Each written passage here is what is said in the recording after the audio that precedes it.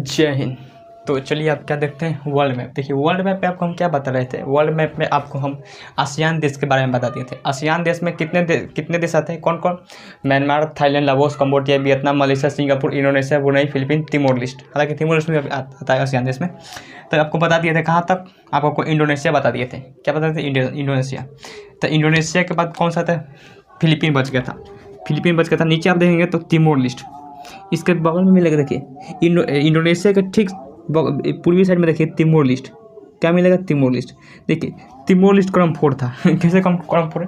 देखिए Timor list शुरुआत में जो था वो पुर्तगालियों ने कब्जा कर रखा था। तिमोर लिस्ट को पुर्तगालियों ने कब्जा कर रखा था और इसे आज़ाद किया 1975 में। पुर्तगालियों ने इसे 1975 में आज़ाद किया। और कहते हैं ना कि आसमान से गिरे और खजूर पहुँच गए। ये जो तिमोर लिस्ट इसको आज़ाद किया 1975 में, तब इस पर कब्जा कर लिया इंडोनेशिया। क्या कौन कब्जा कर लिया? इंडोनेशिया। और इंडोनेशिया इसको 2002 में अलग किया। सोचिए 2002 में इसको अलग कर लिया। तिमोर लिस्ट की राजधानी है दिल्ली। तिमोर लिस्ट की राजधानी है दिल्ली। देखिए एक बार क्वेश्चन पूछा था कि इनमें से दिल्ली किसकी राजधानी है, तो ऑप्शन ए ही पे था भारत। कहता है ए पर था भारत। देखिए वो दिल्ली है, कहता दिल्ली है, उसकी तो नई दिल्ली है। तो दिल्ली जो है किसकी राजधानी है? तिमोर लिस्ट की। दिल्ली जो है किसकी राजधानी है? तिमोर लिस्ट की। तो तिमोर लिस्ट अब आसियान देश में भी गिना जाता है। ये हो गया क्योंकि पहले ही नहीं शामिल होने देते थे आसियान देश में, क्योंकि ये इंडोनेशिया था वो नहीं शामिल करता था। तो ये हो गया। तो इन तिमोर लिस्ट की राजधानी कहाँ है? दिल्ली। तिमोर लिस्ट पुर्तगालियों ने कब्जा कर लिया, उससे 1975 में आज़ाद किया। और सन 2002 में जो है वो किसने आज़ाद किया? इंडोनेशिया। अब बच गया कौन? ये बच गया फिलीपीन।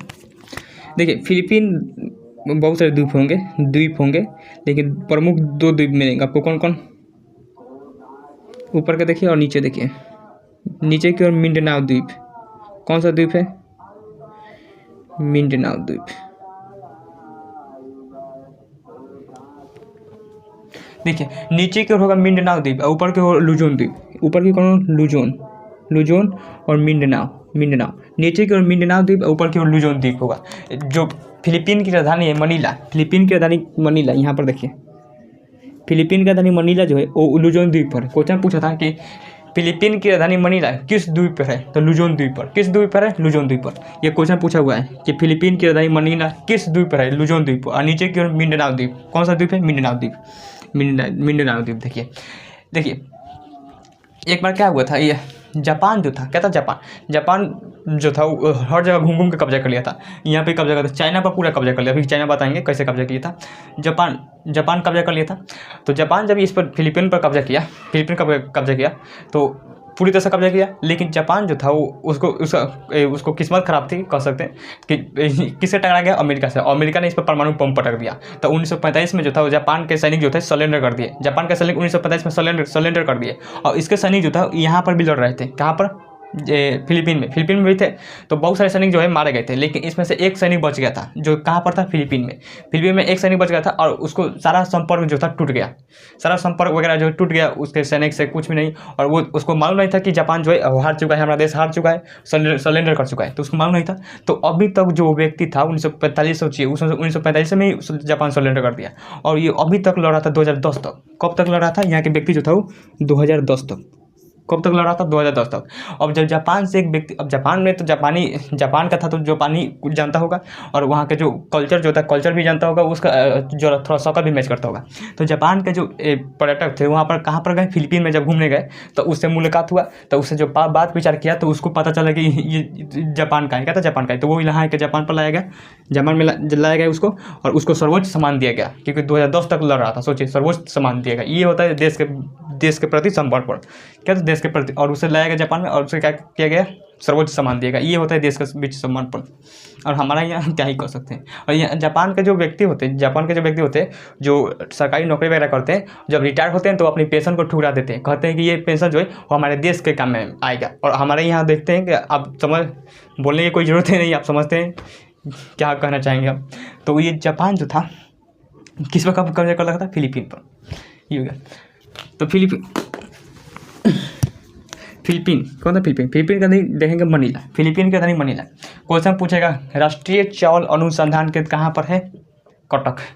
उड़ीसा में एक जगह है कटक। कहाँ पर? कटक। राष्ट्रीय चावल अनुसंधान केंद्र कटक।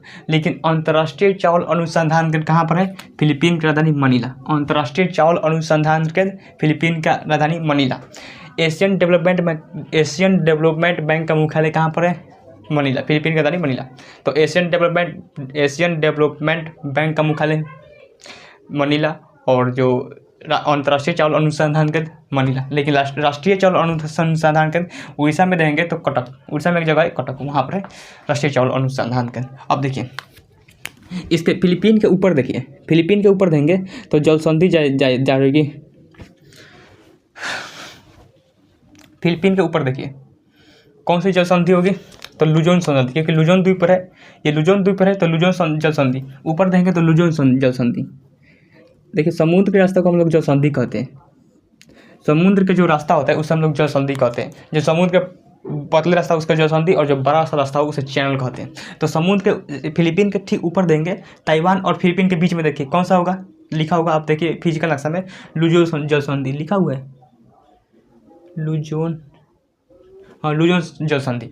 तो लुजोन जलसंधि लिखा है ऊपर, तो ये क्या है? लुजोन संधि। एक बार क्वेश्चन पूछा था कि लुजोन जलसंधि किन दो देशों के बीच है?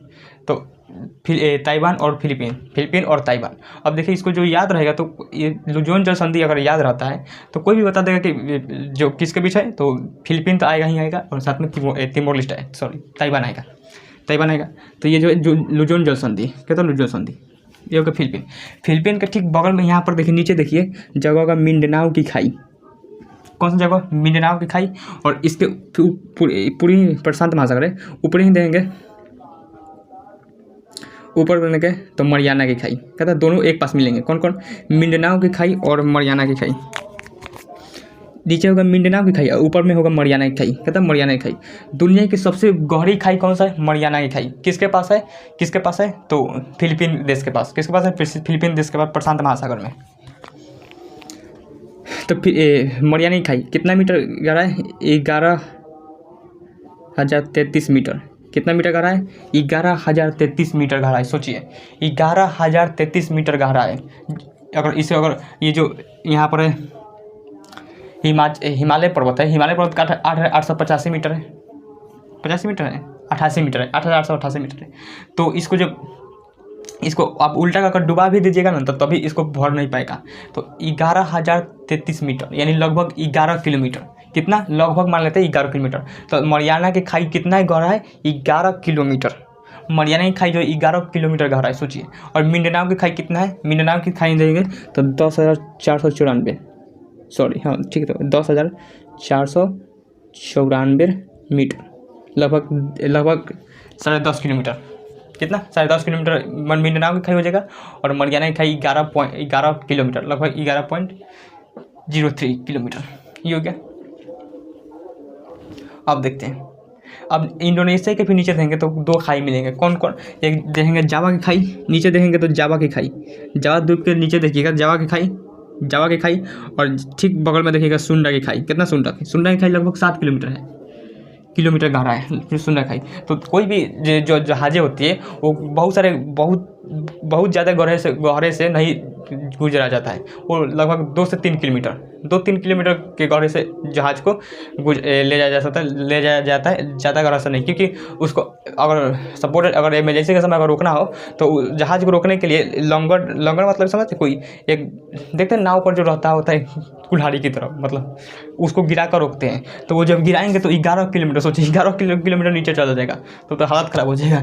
इसलिए जो 2 से 3 किलोमीटर होता है, 2 से 3 किलोमीटर जो रहता है उसी को हम लोग गिरा कर इसे रोकते हैं जहाज़ को। इसलिए जो ज़्यादा गहरा, जहाँ पर ज़्यादा गहरा समुद्र होता है वहाँ पर से जहाज़ को नहीं गुजारा जाता है। तो देखिए यहाँ पर बहुत गहरा चटका रंग का होगा। तो ऊपर की ओर होगा मरियाना की खाई और नीचे की होगा मिंडनाओ की खाई। और यहाँ पर देखेंगे दो मिलेंगे। कौन कौन? जावा की खाई और सुंडा की खाई। ये था क्या? फिलीपीन के बारे में तो हो गया। अब देखिए इसमें कोई देश नहीं बचा। आपको कौन से बताती है? सार्क बता दिए। क्या बचे? सार्क देश में कितने देश आते हैं? 8 देश आते हैं। कौन कौन? मालदीव, श्रीलंका, भारत, पाकिस्तान, अफगानिस्तान, नेपाल, भूटान, बांग्लादेश। उसके बाद आता है आसियान देश में कुल 10 देश। तिमोर लिस्ट 10 11 लिस्ट 1027। तो इसमें कौन कौन, Myanmar, Thailand, Laos, Cambodia, Vietnam, Malaysia, Singapore, Indonesia, Brunei, Philippine, Timor Leste, ये भी आता है। अब आता है चाइना। क्या देखते हैं चाइना, ये जो सबसे बड़ा देश आप देख रहे हैं पीला रंग का, ये क्या है, चाइना है। सबसे बड़ा देश आपको देख रहे हैं चाइना है। तो एशिया का सबसे बड़ा देश कौन सा है, एशिया का सबसे बड़ा देश चाइना है। आप कहेंगे कि रूस क्यों नहीं, रूस सबसे बड़ा देश है, नो डाउट रूस बड़ा देश है, और रूस का 80% भाग भी जो है वो एशिया में आता है। लेकिन रूस, चूँकि रूस की जो राजधानी है मॉस्को, वो यूरोप में चला जाता है, और कोई भी देश अपनी राजधानी से जाना जाता है, इसलिए इसको रूस को जो है वो यूरोप में गिनती करते हैं। तो एशिया का सबसे बड़ा देश कौन सा आ जाएगा, चाइना। देखिए चाइना जो था, चाइना में पहले, चाइना जो है, देखिए ये ताइवान एक छोटा सा देश है, ये क्या है, ताइवान। देखिए ताइवान जो है वो, ताइवान एक छोटा सा देश है, और ताइवान का होता है कि चाइना जो है वो मेरा है। सोचिए ताइवान, ये ताइवान है, और ताइवान का होता है कि ये जो पूरा चाइना जो है वो मेरा है, और चाइना पूरा का होता है कि ताइवान क्या है, मेरा है। सोचिए दोनों में लड़ाई होता है। ये कैसा हुआ था, देखिए पहले क्या था, शुरू में जो था वो चाइना में दो पार्टियाँ थी। कौन कौन, एक पार्टी जो थी वो कम्युनिस्ट पार्टी, एक पार्टी जो थी वो कम्युनिस्ट पार्टी, कौन थी, कम्युनिस्ट पार्टी, और दूसरी पार्टी जो थी वो कोमेंटोम पार्टी, दूसरी पार्टी कोमेंटोम पार्टी। और कम्युनिस्ट पार्टी के जो लीडर थे वो कौन थे, माओ। कम्युनिस्ट पार्टी के जो लीडर थे माओ थे, और जो कोमेंटोम पार्टी के जो लीडर थे वो कौन थे, चियांग काई-शेक, सी से लिखते हैं, कौन पार्टी होते, चियांग काई-शेक। और माओ, जो कोमेंटोन पार्टी के जो लीडर थे माओ, और कम्युनिस्ट पार्टी के जो लीडर थे माओ, और कोमेंटोन पार्टी के जो लीडर थे वो चियांग काई-शेक। अब इन दोनों में क्या था, लड़ाई चल रहा था। इन दोनों का एक दूसरे को हम लोग कब्जा कर लें। लेकिन शुरू में जो था वो कोमेंटोन पार्टी जो था बहुत क्या था, बहुत मतलब इसकी सैनिक जो थी बहुत मतलब ज़्यादा भारी था, इसके सैनिक ज़्यादा होने की वजह से इस वक्त बहुत भारी पड़ा था। तो चियांग काई-शेक जो था वो लगभग आधा से अधिकांश भाग पर जो था वो कब्जा कर लिया। तब तक ये इधर से आया था जापान। भले अभी जापान आपको शरीफ दिख रहा है, लेकिन उसमें बहुत खतरनाक था। जहाँ घूम के कब्जा किया था। यहाँ पर अंडमान निकोबार कब्जा कर लिया था आके, अंडमान निकोबार, हालांकि जो कब्जा कर लिया था, और उसमें जापान से मिला हुआ था कौन, हिटलर। तो सुभाष चंद्र बोस हिटलर के पास गए और वहाँ से कहे कि हाँ ये जापान से हमें दिला दीजिए ये अंडमान निकोबार, हम यहाँ से हम अंग्रेज़ों को मारेंगे, तब मारेंगे। तो ये इनको क्या मिलेगा था, गिफ्ट में दे दिया। तो नाम रखे थे स्वराज एंड सिंध। तो जापान जो था हर जगह घूम के कब्जा किया था। तो ये जब लड़ रहे थे दोनों में, तो यहाँ के दोनों को मारने लगा। तो उनको मार कर रद्द करके कहा कि हटो कोई नहीं रहेगा। और ये जगह मार दिया था किसको, मार दिया था अमेरिका को। इसलिए अमेरिका ने इसको परमाणु बम पटक दिया। तो ये जो था इस सबको हटा दिया, कहा कि अब कोई नहीं रहेगा, हम रहेंगे। तो सबको हटा दिया। तो इन दोनों ने सोचा कि अगर हम लड़कर इसे हराएंगे तो नहीं हरा पाएंगे, हम लोग एक होते हैं। तो जो माओ थे और चियांग काई-शेक एक हो गए, फिर भी इनको हरा नहीं पाए। लेकिन तब तक किस्मत खराब था सब जापान का। जापान पर परमाणु बम पटक दिया अमेरिका। तो 1945 में सरेंडर कर दिया। और ये क्या हो गया, अब ये लोग, इनकी सेना जो थी पीछे हटने लगी। अभी सरेंडर कर दिया तो इसकी सेना पूरी तरह से पीछे हट गई। तो जब पूरी तरह से पीछे हटने लगी, तो जो कोमेंटोन पार्टी के जो लीडर थे चियांग काई-शेक, इन्होंने कम्युनिस्ट पार्टी के जो लीडर थे, कौन थे, कम्युनिस्ट पार्टी के जो लीडर थे माओ, कौन थे, माओ। और कम्युनिस्ट पार्टी के जब लीडर थे माओ, ये पूरा चाइना पर कब्जा कर लिया, सबको मार कर मिला दिया और पूरे चाइना पर कब्जा कर लिया। अब तब तक जो ये कम्युनिस्ट पार्टी के लीडर, कोमेंटोन पार्टी के जो लीडर थे चियांग काई-शेक, तो चियांग काई-शेक जो थे, इनके पास जब वित्त मंत्रालय था, क्या था, वित्त मंत्रालय। तो सारा पैसा लेकर जो है वो कहाँ शिफ्ट हो गए, ताइवान। कहाँ शिफ्ट हो गए, ताइवान। देख रहे हैं माओ ने कैसे कब्जा कर लिया। और ये आज भी चाइना जो था वो माओ के विचारधारा पर चलता है, हर जगह घूम के कब्जा करता है। अब देखिए तिब्बत कब्जा कर लिया, हमारे अरुणाचल प्रदेश को बार बार कहता है कि ये मेरा है, पाम एंड फिंगर उनको कहता है, ये पूरा समुद्र कहता है कि मेरा है, 9 डेज 9 कहता है। तो आज भी जो है वो चाइना किस पर काम करता है, माओ के सिद्धांत पर। ये हो गया। अब देखते हैं चाइना के बारे में, मिटाते फिर चाइना के बारे में देखते हैं। चाइना के बारे में देखेंगे तो बहुत वीडियो लंबा हो जाएगा। तो आज के लिए यहीं तक रहने देते हैं, तब तक मिलते हैं किसी नेक्स्ट क्लास में।